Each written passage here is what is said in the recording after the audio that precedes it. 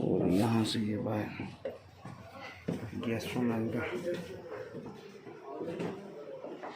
ये उसी कल्चर के अंदर उन्होंने सेटअप किया हुआ सारा, बेड शेड लगा के, अच्छे वाला वॉशरूम। शावर लेना नहीं, पहले इस तरह के नहीं था, ये उन्होंने रिनोवेट किया।